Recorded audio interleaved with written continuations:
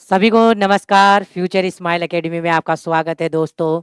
और मैं आज आपके सामने एक ऐसा टॉपिक लेके आया हूँ कि आज आपके 2 नंबर पक्के।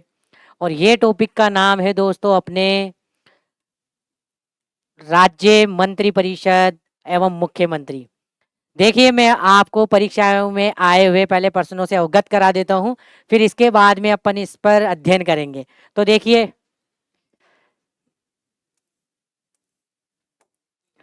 जैसे ये एक क्वेश्चन आया हुआ है, ये भी क्वेश्चन आया हुआ है, एक ये क्वेश्चन आया हुआ है। तो चलिए, अब उनके आंसर आप खुद ही दे देंगे अंत में। तो अपन टॉपिक की शुरुआत करते हैं। अपने टॉपिक का नाम है राज्य मंत्री परिषद एवं मुख्यमंत्री।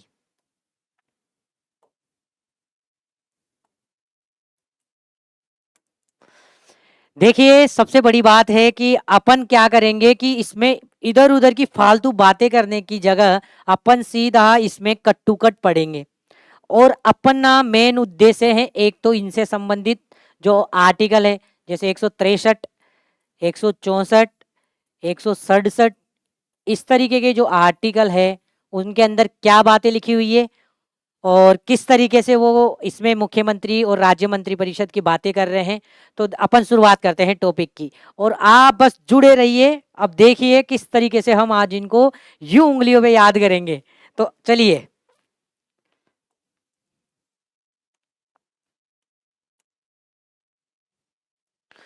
देखिए, हमारा जो देश है, हमारे देश में संसदीय व्यवस्था है। अब संसदीय व्यवस्था होने के कारण हमारा जो राज्यपाल जी है वो तो क्या है, संवैधानिक प्रमुख होते हैं। बट वो संवैधानिक प्रमुख है, किंतु जो वास्तविक शक्तियां है वो हमारे मुख्यमंत्री जी के हाथों में होती है। ठीक है, यानी कुछ काम करना है तो वो फैसला कहीं ना कहीं लेते कौन है, मुख्यमंत्री जी लेते हैं। वास्तविकता में दिखने को अपने दिखने में अपने को संवैधानिक रूप पे तो यही है राज्यपाल जी, लेकिन मेन जो वास्तविक शक्ति होती है वो मुख्यमंत्री के हाथों में होती है।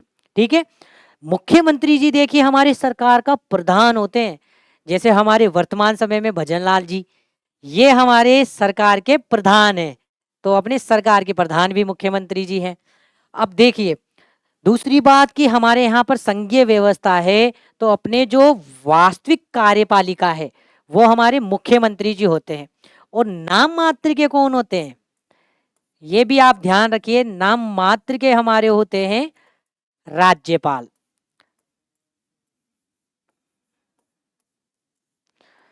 तो देखो, सवाल कहीं से भी कैसा भी बन सकता है। वास्तविक कार्यपालिका अपने कौन होती है, कहीं ना कहीं अपनी मंत्री परिषद, यानी मंत्री परिषद और मुख्यमंत्री, अपन ये बात कर रहे हैं राज्य स्तर पर। और नामात्र के होते हैं अपने राज्यपाल जी। ठीक है, यानी हमारी जो वास्तविक कार्यपालिका का मुखिया होता है वो मुख्यमंत्री जी होते हैं। ये हमें ध्यान रखना है। अब अपन सीधा चलते हैं आर्टिकल्स पे।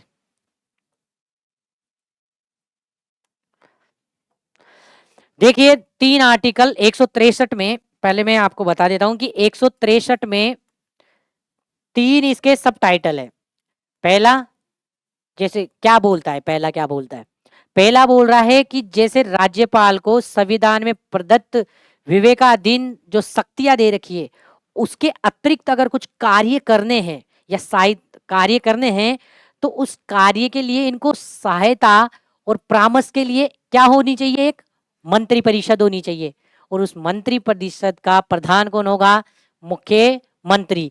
तो पहली बात आपको देखिए, एग्जाम के उद्देश्य से पहली बात तो ये याद रखनी है कि ये अनुच्छेद 163 का एक है, जिसके अंतर्गत क्या बोला गया है, यानी सहायता और परामर्श के लिए कौन होगी, मंत्री परिषद होगी और उसका प्रधान मुख्यमंत्री होगा। दूसरा आर्टिकल देखिए क्या बात करता है, 163 का दूसरा आर्टिकल यानी 2, 163 2 क्या बात कर रहा है, वो बात कर रहा है हमारे राज्यपाल जी ने जो विवेकाधीन शक्तियां है, अगर उन्होंने वो निर्णय ले लिया तो वो ही उनका विनिश्चित और अंतिम निर्णय है। यानी आप कोई भी उनमें ये नहीं कह सकते कि आपने लिया क्यों लिया, किस लिए लिया? तो 2 में क्या है, विनिश्चय। आप इन शब्दों को पकड़िए एग्जाम के उद्देश्य से। इन्होंने जो फैसला ले लिया वो ही विनिश्चय अंतिम है। ठीक है, तो ये विनिश्चय अंतिम है उनका। तो दूसरे में ये बात है 163 के 2 में। तीसरे में देखिए क्या बात है, अपन ने पहले में पढ़ा 163 के 1 में पढ़ा कि राज्यपाल को कोई भी कार्य करने के लिए सहायता और परामर्श के लिए एक मंत्री परिषद होगी। ठीक है, अब अपन 163 को लिंक करते हैं। 163 3 में क्या बात करी हुई है कि जैसे मंत्री परिषद ने कोई सलाह दे दी, तो कोई ये नहीं पूछ सकता कि हमने सलाह क्यों दी, किस लिए दी, क्या सलाह दी। यानी आप इसमें लाइन देखिए, पढ़िए, मंत्री परिषद ने राज्यपाल को सलाह दी या नहीं दी, अर्थात आप उसकी न्यायिक जांच नहीं कर सकते। तो 163 के 3 में आप न्यायिक जांच नहीं कर सकते, ये हमें याद रखना है। और यानी कहीं ना कहीं जो मंत्री है उनको विधिक उत्तरदायित्व से मुक्त रखा गया है। यानी उन पे कोई भी कानून थोप कर नहीं पूछा जा सकता कि सलाह क्या दी है। तो अपने 3 कानून, अपन ने 3 आर्टिकल देख लिए। आपको मैं इसको दोबारा उस पे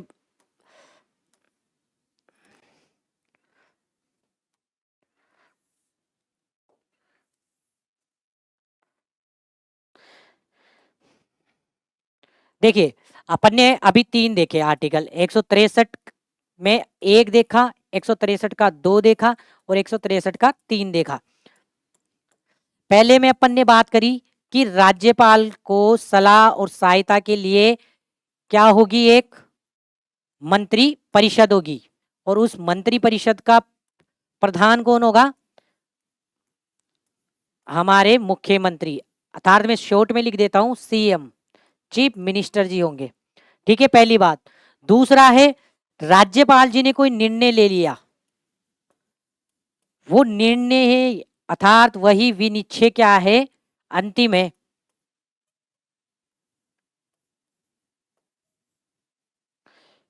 सब थोड़ा सा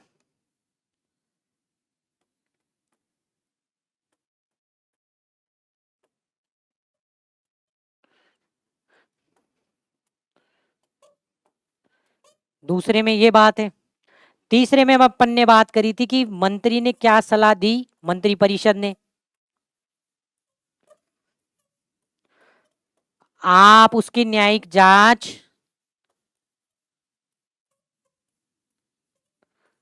नहीं कर सकते। तो फटाफट देख लिए, क्योंकि लिए याद कर जी करिए 163 का 1 में राज्यपाल, राज्यपाल के लिए क्या होगी, एक मंत्री परिषद, उसका सीएम होगा प्रधान। 2 में बात करी गई है राज्यपाल विनिश्चय अंतिम होगा। और तीसरे में है मंत्री परिषद की न्यायिक जांच नहीं होगी कि क्या सलाह दी क्या नहीं हुई। ये अपन ने याद कर लिया।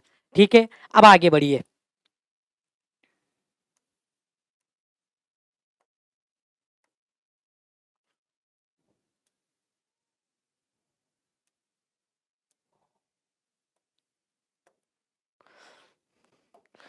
अब अपन आगे पढ़ेंगे 164 के में क्या क्या बातें हैं। देखिए 164 का 1 में 2 बातें हैं।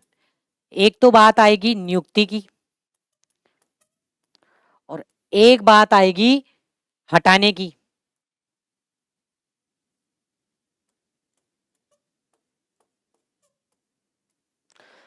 ठीक है, अर्थात हमारे मुख्यमंत्री जी की नियुक्ति राज्यपाल करेंगे।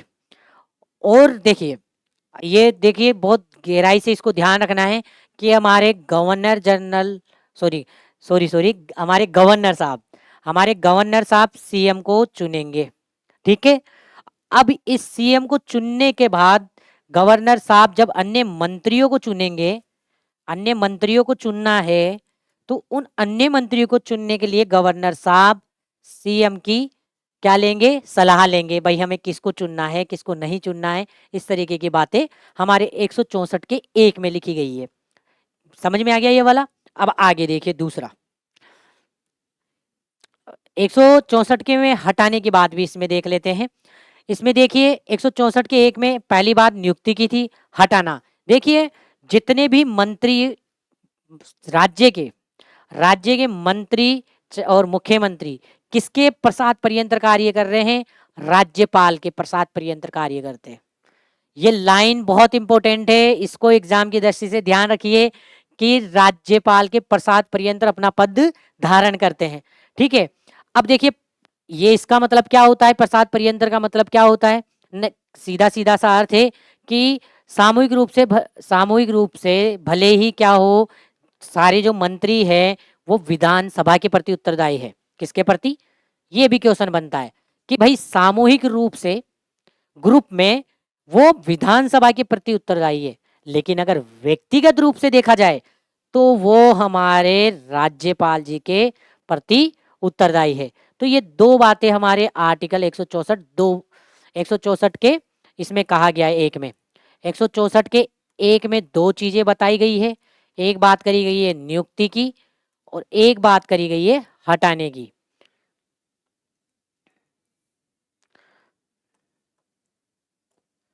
ठीक है, ये ध्यान रखना है अपने को, और हटाने में मैंने आपको बता ही दिया है। और ये बात जरूर याद रखना है, ये वाली बात, कौन सी वाली बात, कि हमें कि सामूहिक रूप से तो मंत्री किसके प्रति उत्तरदायी होते हैं, विधान सभा के, ये आप विधानसभा, ठीक है। और व्यक्तिगत रूप से किसके प्रति उत्तरदायी होते हैं, व्यक्तिगत रूप से होंगे हमारे, इनके व्यक्तिगत रूप से होंगे हमारे राज्यपाल यानी गवर्नर के प्रति। तो ये बातें आपको याद रखनी है। 164 1 में दो बातें हैं, हटाने की और नियुक्ति की। ठीक है, आगे देखिए।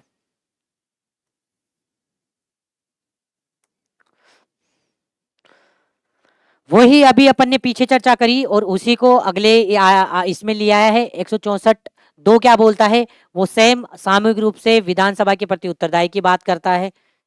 किसके, मंत्री परिषद, इस लाइन को ध्यान रखिए, मंत्री परिषद सामूहिक रूप से विधानसभा के प्रति उत्तरदायी होगी। ठीक है, और मैंने सारी चीजें आपको बताई दी है। देखिए इसको पढ़ लेते हैं। सामूहिक उत्तरदायी का अर्थ है कि कैबिनेट द्वारा लिया गया कोई भी निर्णय मंत्री परिषद का सामूहिक निर्णय माना जाएगा। मंत्री परिषद का निर्णय सामूहिक निर्णय माना जाएगा, अर्थात कोई भी मंत्री इस निर्णय के विरुद्ध नहीं जा सकता। ठीक है ना, जैसे फैसला ले लिया तो वो नहीं कहेगा कि मेरे को तो नहीं पता किसने क्या फैसला लिया है, यानी सबको मानना पड़ेगा।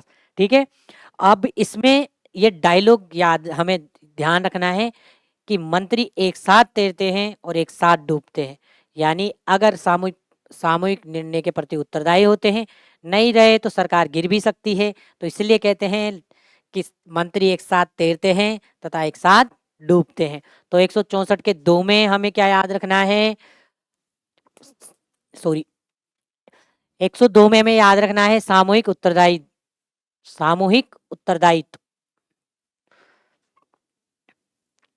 आगे देखिए, देखिए 163 के 164 के 3 में क्या बातें करी। अब देखिए 3 है तो इसका मतलब शब्द पे 3 है, शपथ में 3 वर्ड, यहाँ पर भी 3, तो अब शपथ कहीं ना कहीं 164 3 में शपथ की बात आ रही है कि मंत्री परिषद राज्यपाल के समक्ष क्या करेंगे। देखिए बड़ा ध्यान से देखना है, मंत्री परिषद राज्यपाल के समक्ष तीसरी अनुसूची, कौन सी अनुसूची, तीसरी अनुसूची के तहत जो प्रारूप है उसके आधार पर दो चीजों के लिए शपथ लेते हैं, एक लेंगे पद की और एक गोपनीयता की।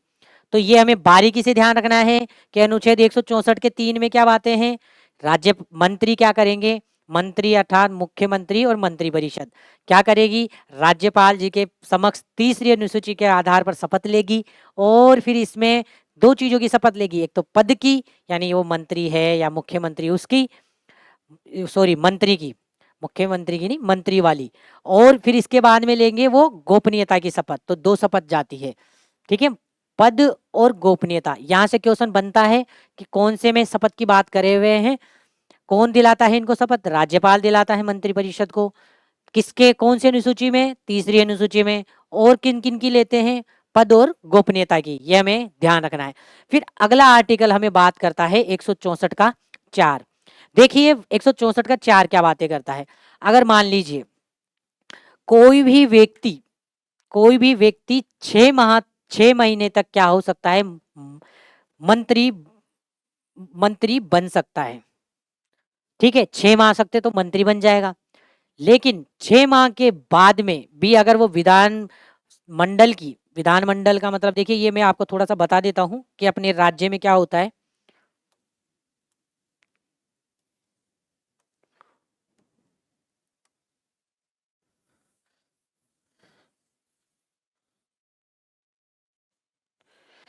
देखिए, राज्य में दो सरकारें होती है ना, एक तो होती है अपनी, वैसे मोटे तौर पर केंद्र और राज्य। वैसे तो स्थानीय स्तर की सरकार है, लेकिन अभी मोटे तौर पर देख रहे हैं। देखिए, केंद्र में तो होती है अपने संसद, और राज्य में विधानमंडल।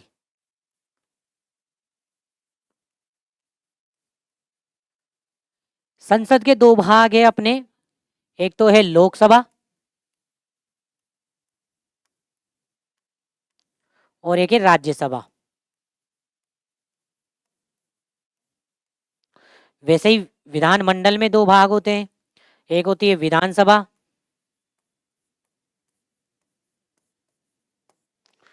और एक है विधान परिषद।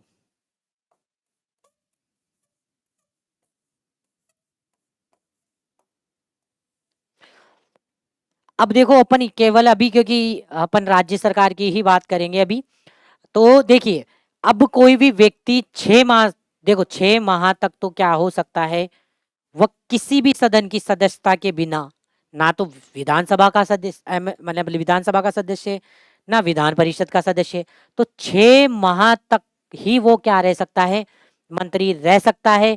अगर इसके बाद में उसने इन दोनों सदनों में से किसी एक की सदस्यता नहीं ली, तो वो मंत्री नहीं रहेगा। और ये बात हमारे आर्टिकल 164 के 4 में करी गई है। ठीक है, तो ये भी ध्यान रखिए।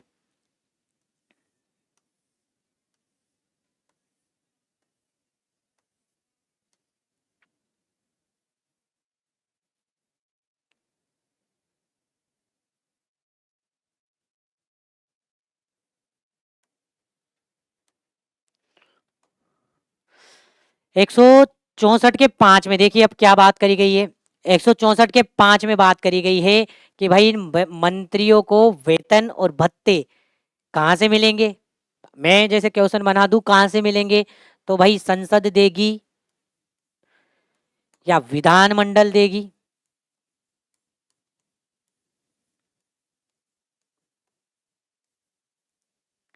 तो देखिए, क्योंकि ये मंत्री राज्य के हैं, तो इनको वेतन भी अपनी राज्य विधानमंडल के द्वारा दिया जाएगा। और वो ही मतलब यही समय निर्धारण, देखो इसमें मंत्रियों के वेतन और भत्ते, यहाँ पर ये भत्ते हैं,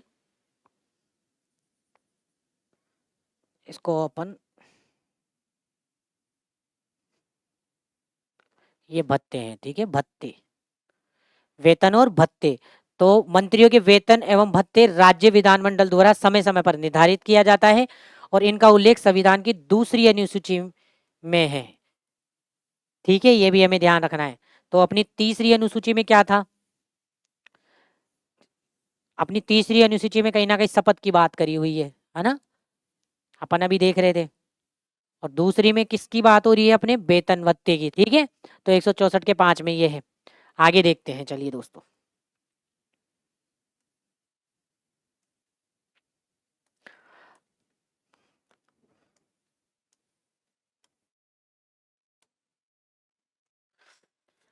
अब हम बात करते हैं कि मंत्री परिषद की संरचना कैसी होती है, अर्थात इसका स्ट्रक्चर कैसा है। देखिए, मंत्री परिषद का जो स्ट्रक्चर है उसमें 3 तरीके के मंत्री होते हैं। पहले होते हैं हमारे कैबिनेट मंत्री, दूसरे होते हैं राज्य मंत्री, और तीसरे होते हैं हमारे उप मंत्री। कितने हो गए, 3। याद करिए इसको, मंत्री, राज्य मंत्री और उप मंत्री। ठीक है, और देखिए इसमें भी क्या होता है, जो हमारी मंत्री परिषद क्या होती है। देखिए, ये जो मंत्रिमंडल है वो अपनी मंत्री परिषद का ही छोटा परंतु अधिक महत्वपूर्ण और शक्तिशाली इकाई होती है। अब आप सोचेंगे ये क्या बला आ गई भाई। तो देखिए, देखिए जैसे हम, यहाँ लिख देता हूं मैं, कि मान लीजिए कोई एमएलए बन गया। ठीक है, एमएलए बनने के बाद में सारे मतलब मान लीजिए अपने जैसे राजस्थान में विधानसभा में 200 सीटें हैं। ठीक है ना, अब इन 200 सीटों पर अपने क्या होगा, एक तो मंत्री, कहीं ना कहीं मंत्रिमंडल बनेगी और एक मंत्री परिषद बनती है। तो आपको मोटे तौर पर यह ध्यान रखना है कि मंत्रिमंडल है जो वो छोटा वाला होता है, इसमें कुछ मेन मेन होते हैं मंत्री, और मंत्री परिषद थोड़ी इससे बड़ी होती है, यानी 200 के 200 तो महत्वपूर्ण निर्णय नहीं ले सकते, तो कुछ ये वाले बड़े, कुछ इसमें तोड़ेंगे, फिर इनसे भी छोटे में तोड़ देते हैं ताकि और भी महत्वपूर्ण कोई निर्णय लिए जाए। तो ये एक आपको मैं याद कराने के तौर पे एग्जांपल दे रहा हूँ। तो आप ध्यान रखिए कि मंत्रिमंडल, पहली बात, मंत्री परिषद से छोटा होता है लेकिन बहुत ही महत्वपूर्ण होता है। जैसे हमारे एग्जाम्पल के लिए और बता दूं मैं, जैसे भजन लाल जी है, तो भजन लाल जी कुछ जो है उनके महत्वपूर्ण मंत्री होंगे, जो मंत्रिमंडल के सदस्य होंगे, और फिर इसके बाद में एक मंत्री परिषद बनती है जो थोड़ी सी बड़ी होती है इससे। तो अभी अपन ने ये सब चीजें देखी, अब आगे देखिए, इसमें अपन ये भी देख सकते हैं कि देखिए, मंत्रिमंडल के सदस्य सरकार की नीति निर्माण में महत्वपूर्ण भूमिका निभाते हैं, और मंत्री परिषद की बैठकों का वास्तविक अर्थ ही क्या होता है, मंत्रिमंडल की बैठक। ये भी हमें ध्यान रखना है। अब देखिए, जो हमारा जो मूल संविधान था उसमें अपनी मंत्री परिषद की सदस्य संख्या तय नहीं कर रखी थी, आकार, यानी जैसे अपने 200 है, मान लीजिए राजस्थान की संख्या, मंत्रियों की संख्या कितनी है, अभी 200 सीटें हैं मान लीजिए, तो तय नहीं था कितने भी बन रहे हैं, क्या है, मूल संविधान की बात कर रहे हैं अपन, कितने भी बना रहे थे। फिर एक चीज लाई गई, 91वां संविधान संशोधन अधिनियम 2003 लाया गया, और उसके अंतर्गत संविधान में एक भाग जोड़ा गया, 164 का क जोड़ा गया। ठीक है, ये इसको अपन, ये यहाँ है 164 का क है ये।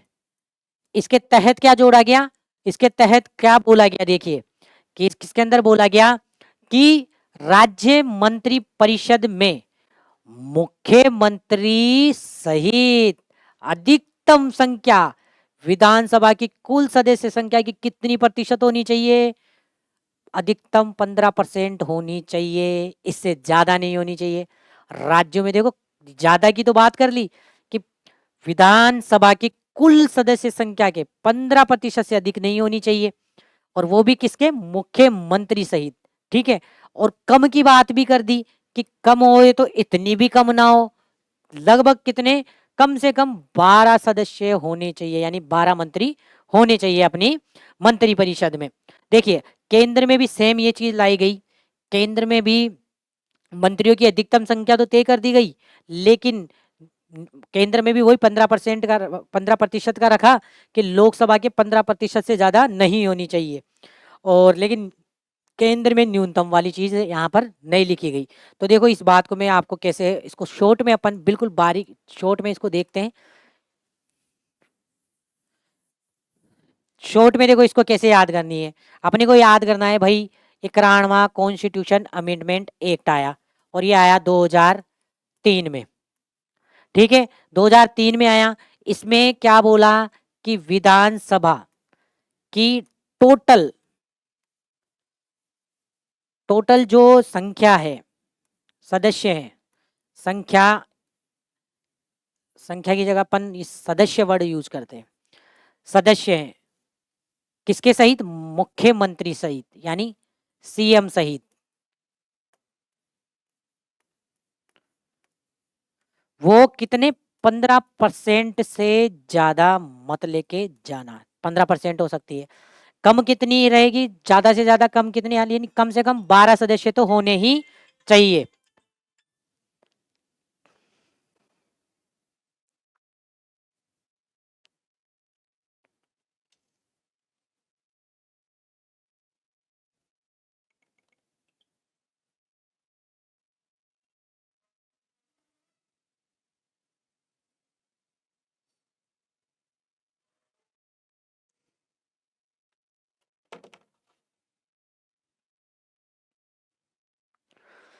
हाँ, तो देखिए, अब अपन आगे चर्चा करते हैं। तो ये आर्टिकल अपना कौन सा है, ये वाली सारी बातें कौन से आर्टिकल में हो गई, 164 के एक क में। ठीक है, ये ध्यान रखना है। आगे देखिए,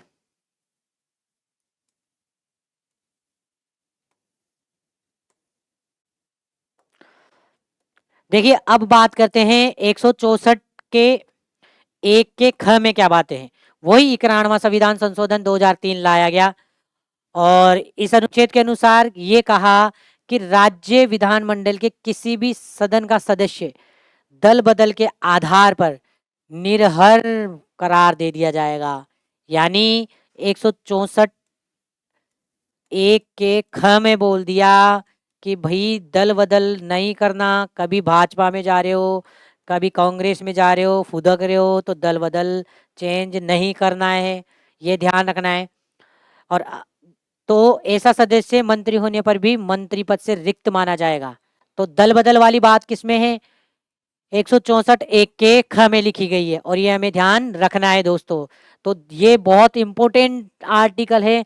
मैं देखिए इधर उधर की बातें करे बिना ही मैं आपको सीधा टॉपिक्स पर चल रहा हूं ताकि अपन जो मेन बातें हैं उसको याद रखें। तो 164 एक ख में अपने इसकी बातें करी गई है।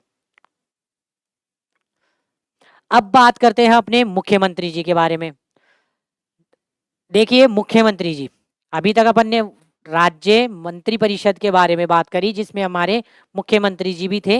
अब अपन थोड़ा सा इनका अलग से और अध्ययन कर लेते हैं। देखिए अपन ने पीछे पढ़ लिया कि मंत्री परिषद की नियुक्ति 164 एक के आधार पर कौन करेगा? भाई राज्यपाल जी करेंगे। कौन करेंगे? राज्यपाल जी करेंगे। ठीक है। और भाई ये होगा कौन? मुख्यमंत्री जी किसी को थोड़ी बना लेंगे ऐसे ही। भाई राज्यपाल जी क्या करेंगे?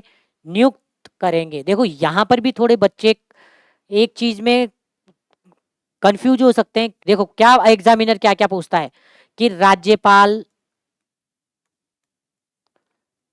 सीएम की क्या करते हैं? उनको उनको करते हैं मनोनीत,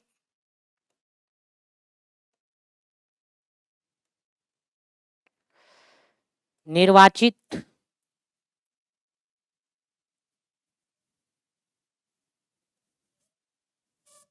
नियुक्त।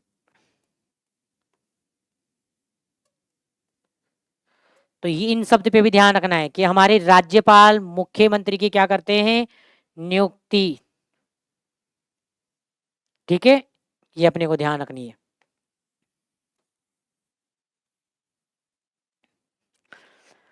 और आगे देखिए कि राज्यपाल किसको बनाएंगे मुख्यमंत्री जी? बहुमत दल के नेता को बनाया जाता है। ठीक है ना, बहुमत दल के नेता को बनाया जाता है। ठीक है।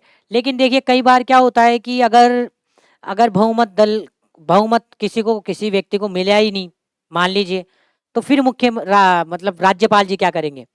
फिर राज्यपाल जी क्या होता है कि देखिए लेकिन यदि किसी भी दल या गठबंधन को विधानसभा में बहुमत न होने की स्थिति में राज्यपाल जी को स्वविवेक, इस लाइन को भी ध्यान रखना है, स्वविवेक से ऐसे व्यक्ति को मुख्यमंत्री के रूप में नियुक्त कर सकते हैं और उन्हें समय दिया जाएगा उस व्यक्ति को कि आप 1 माह के अंदर अपना बहुमत सिद्ध कर दो। मतलब फिर अब राज्यपाल जी अपने स्वयं विवेक से किसी भी व्यक्ति को आमंत्रित कर सकते हैं। ठीक है। और बस उस व्यक्ति को क्या है? बहुमत सिद्ध करना होगा 1 माह के अंदर। तो ये भी ध्यान रखना है अपने को। तो मोटे तौर पर अपने को इसमें एग्जाम के क्वेश्चन के आधार पर क्या बातें ध्यान रखनी है? पहली बात कि मुख्यमंत्री जी की नियुक्ति कौन करेंगे? राज्यपाल करेंगे। दूसरा, राज्यपाल किससे चुनते हैं? बहुमत दल के नेता को चुनते हैं। अगर किसी को भी बहुमत नहीं मिला तो राज्यपाल जी को स्वविवेक का अधिकार प्राप्त होता है और उसको फिर बहुमत सिद्ध करना होता है। वो कितने दिनों में? 1 माह के उन्हें समय दिया जाता है बहुमत सिद्ध करने का। तो ये भी हमें ध्यान रखना है। अब देखिए मुख्यमंत्री की योग्यता, वैसे संविधान में कोई कहीं पर इनका विशेषतः है उल्लेख है नहीं अपने। और वैसे अपने यहाँ पर क्योंकि संसदीय शासन व्यवस्था है तो इसलिए कहते हैं कि उन्हें विधान मंडल का सदस्य होना अनिवार्य है। यानी जरूरी नहीं है कि वो विधानसभा का सदस्य हो तो ही वो मुख्यमंत्री बनेगा। यानी कहीं ना कहीं वह किसके, वह दोनों सदनों के, चाहे वो विधानसभा हो या फिर विधान परिषद हो, दोनों में से किसी भी सदन का सदस्य हो सकता है। ये बात भी आपको ध्यान रखनी है कि सीएम के लिए, मुख्यमंत्री के लिए वो दोनों में से किसी भी सदन का सदस्य हो सकता है। नहीं भी हो तो भी वो बन सकता है। कितने माह के लिए? 6 माह के लिए। लेकिन 6 माह बाद तो उसे इन दोनों में से किसी एक की सदस्यता लेनी पड़ेगी। ये अपन ने पीछे पढ़ ही लिया था। तो ये भी बातें अपने को ध्यान रखनी है।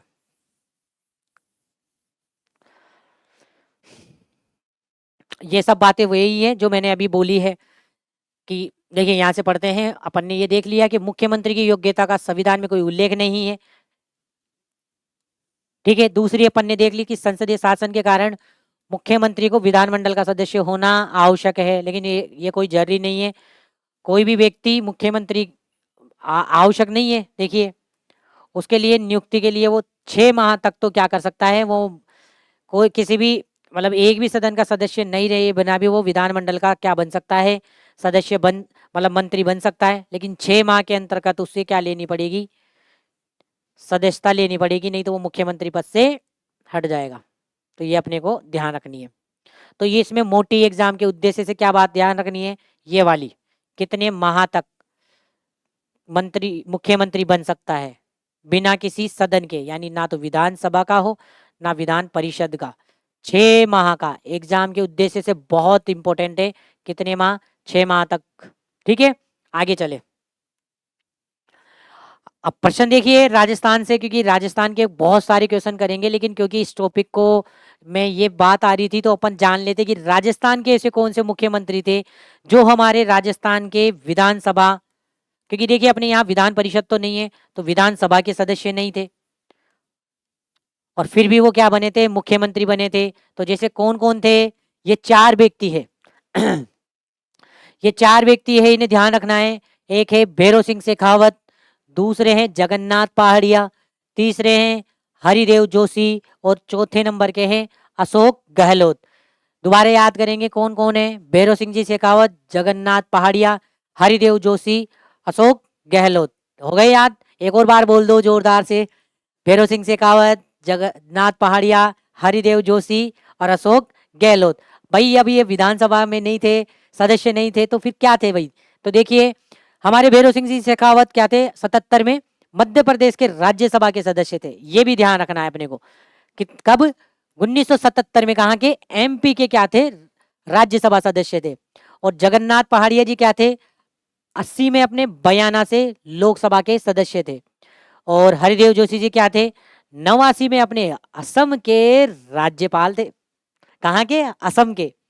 और अशोक गहलोत जी 1998 में जोधपुर के लिए क्या थे, उस समय लोकसभा सदस्य थे। तो ये भी अपने को क्वेश्चन के रूप में ध्यान रखना है, इसे रट लो। भैरव सिंह शेखावत, जगन्नाथ पहाड़िया, हरिदेव जोशी और अशोक गहलोत। और ये अपने को ध्यान रखना है, ये कब कब, ये तो थे मध्य प्रदेश के राज्यसभा सदस्य, ये लोकसभा सदस्य, ये असम के राज्यपाल थे, और ये लोकसभा सदस्य थे जोधपुर से। अब देखिए एक अगला आर्टिकल आ रहा है अपने पास, 167।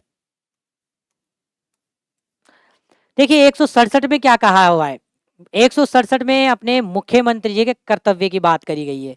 उसमें क्या बातें करी गई है, अपने को थोड़ा बारीकी से देखो इसको, क्या बात कर रहे हैं कि राज्य सरकार विधायी और प्रशासनिक मामलों पर, विधायी और प्रशासनिक मामलों से संबंधित मंत्रिपरिषद के निर्णय की सूचना किसको बताएंगे, राज्यपाल जी को देनी है। यानी मंत्रिपरिषद ने जो भी डिसीजन लिया है उसको दौड़कर मुख्यमंत्री जी के पास, मुख्यमंत्री जी राज्यपाल जी के पास जाएंगे और उनको बोलेंगे कि हमने विधायी और प्रशासनिक मामले में ये डिसीजन ले लिया। ये समझने के तौर पे है, आप ये मत सोचिए कि ऐसे भक्त हैं, मतलब आपको समझाने के लिए मैं आप बता रहा हूँ। तो ये अपने को पहला पॉइंट याद रखना है, किन किन मामलों में विधायी और प्रशासनिक मंत्रिपरिषद का कोई निर्णय है तो उसको राज्यपाल को देना होगा।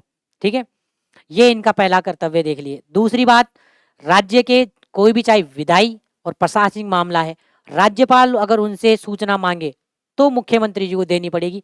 मना नहीं कर सकते कि नहीं मैं तो सो रहा हूं या मैं ये कर, नहीं भैया आपको देनी पड़ेगी। ये तो ये भी मुख्यमंत्री जी का कर्तव्य है। ठीक है, इसके अलावा तीसरी बात देखिए, यदि किसी मामले पर किसी मंत्री ने विनिश्चय कर लिया था, डिसीजन ले लिया भाई हमें ये बात रख, मतलब ये बात है, मैंने ये फैसला ले लिया है, लेकिन उस फैसले को इन्होंने मंत्रिपरिषद में नहीं बताया उस मंत्री ने, तो फिर फिर अपने क्या है, जो मुख्यमंत्री जी हैं, तो मन तो देखिए यहाँ पर ये मैंने लिख रखा है कि मंत्रिपरिषद ने यदि किसी मामले पर किसी मंत्री ने विनिश्चय कर लिया हो लेकिन मंत्रिपरिषद ने उस पर विचार न किया हो तो राज्यपाल जी के आग्रह पर उस मामले को मंत्रिपरिषद के विचार हेतु प्रस्तुत करेगा। कौन करेगा? मुख्यमंत्री जी साहब करेंगे जी। ठीक है ना? तो अपने को ये मोटी बातें ध्यान रखनी है। क्या बातें? दोबारा एक बार सब जल्दी जल्दी बता दीजिए कौन कौन सी है। पहली है विधायक और प्रशासनिक वाले मामले में सूचना देनी होगी राज्यपाल को। दूसरी, राज्यपाल मांगेगा विधायक और प्रशासनिक मामले में, वो भी देनी पड़ेगी। तीसरी बात, यदि कोई मंत्री ने फैसला ले लिया लेकिन वो मंत्रिपरिषद में नहीं रखा था तो वो राज्यपाल जी को आग्रह करेगा और आग्रह करके फिर मुख्यमंत्री उसको मंत्रिपरिषद के सामने रखेगा। ठीक है, तो ये अपने को ध्यान रखनी है। 167। अब ये देखिए, अब अपन देख लेते हैं कि मंत्रिपरिषद में मुख्यमंत्री जी की क्या स्थिति होती है। पहली बात कि राज्य मंत्रिपरिषद में अपने मुख्यमंत्री जी केंद्रीय स्थिति होते हैं, जितने भी फैसले होते हैं वो ही लेते हैं। ठीक है। दूसरा, मंत्री की नियुक्ति मुख्यमंत्री जी ही भूमिका निभाते हैं। अपन ने देखा था पीछे, राज्यपाल जी मुख्यमंत्री की नियुक्ति कर देंगे, फिर मुख्यमंत्री जी की सलाह पर ही अन्य मंत्रियों की नियुक्ति राज्यपाल करता है। ठीक है, ये भी अपने को ध्यान रखना है। देखिए मैं स्पीड आप मतलब मैं इसलिए जल्दी जल्दी करा रहा हूँ ताकि अपन मतलब फालतू इधर उधर की ना करके सीधा कंटेंट अपने को याद रहे। ठीक है, और तो आप बस इस पे गौर करिए चीज़ों को, जहाँ फोकस करना है। जैसे केंद्रीय स्थिति होती है, मुख्यमंत्री की महत्वपूर्ण भूमिका होती है इसमें, किसमें? नियुक्ति कराने में। ठीक है, मंत्रियों की। अगला, विभागों का बंटवारा भी कहीं ना कहीं अपने मुख्यमंत्री जी के माध्यम से ही होता है। और विभागों में कोई हेर फेर करनी हो, जैसे रक्षा विभाग में किसी वित्त विभाग वालों को डालना है या किस मंत्री को क्या रखना है, ये सारी जो हेरा फेर है ये भी हमारे मुख्यमंत्री जी के हाथों में ही रहती है। इसके अलावा मुख्यमंत्री राज्यपाल के माध्यम से किसी मंत्री को हटा सकता है। भाई हटाने का अधिकार वैसे तो राज्यपाल जी को है, लेकिन राज्यपाल जी को कान में जाकर बोलते कौन है? कहीं ना कहीं मुख्यमंत्री जी कहते हैं भाई इसको हटा दो, और वो राज्यपाल जी भैया क्योंकि संवैधानिक है तो वो मान लेते हैं और हटा देते हैं। और इसके अलावा देखिए, इसके अगला, मुख्यमंत्री पूरी मंत्रिपरिषद में समन्वय बनाए रखते हैं। कोऑर्डिनेशन, कहीं ना कहीं कोऑर्डिनेशन भी बनवा के रखते हैं, भाई आप हमारे मंत्रिपरिषद हो तो कोऑर्डिनेशन। इसके अलावा मुख्यमंत्री मंत्रिपरिषद की बैठकों की क्या करते हैं? अध्यक्षता करते हैं। क्वेश्चन है भैया यहाँ, ध्यान रखना है। मुख्यमंत्री मंत्रिपरिषद मंत्रिमंडल की बैठकों की क्या कर रहे हैं? अध्यक्षता कर रहे हैं। और इसके अलावा एक बात ध्यान रखनी है कि अगर मुख्यमंत्री जी की मृत्यु या उन्होंने त्याग पत्र दे दिया तो पूरी मंत्रिपरिषद क्या हो जाती है? बर्खास्त हो जाती है। क्योंकि उन्हीं के लिए तो कहीं ना कहीं ये जैसे सीएम साहब है, इन्हीं के लिए तो मंत्रिपरिषद बननी थी। अब यही नहीं रहेंगे तो इसका भी कोई वजूद नहीं है ना। तो अब ये भी अपने को ध्यान रखनी है।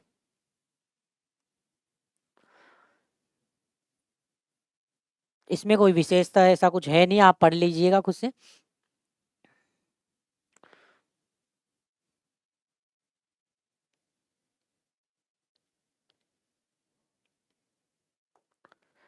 तो चलिए ये था।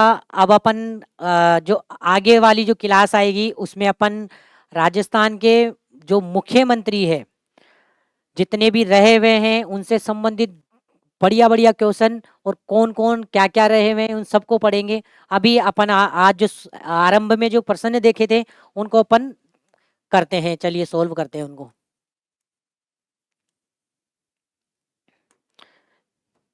देखिए ये आया हुआ क्वेश्चन है। पहला क्वेश्चन, राजस्थान के मंत्रिपरिषद में अधिक से अधिक कितने सदस्य मुख्यमंत्री सहित हो सकते हैं? तो देखिए अपने क्योंकि विधानसभा में कितनी सीटें हैं? 200 है, तो 200 का 15% निकालेंगे अपन तो अपने 30 सदस्य है। तो इसका आंसर 30 है। अगला प्रश्न देखिए, ये देखिए अपन पीछे पड़ चुके हैं, बताइए फटाफट कौन सा है। भारत के संविधान में कौन सा संशोधन अधिनियम राजस्थान के मंत्रिपरिषद के आकार को परिसीमित करता है? तो अपना ये है 91, 51वां संविधान संशोधन 2003, ये अपन ने देखा था।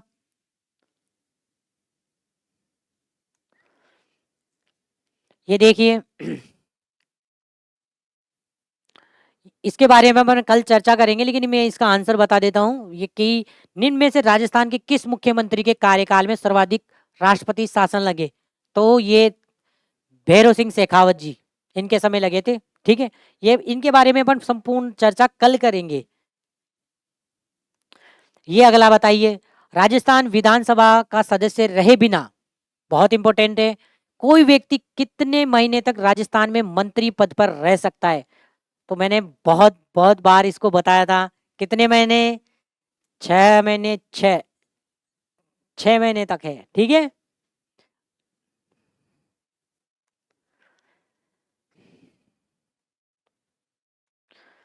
तो देखिए ये था अपना टॉपिक।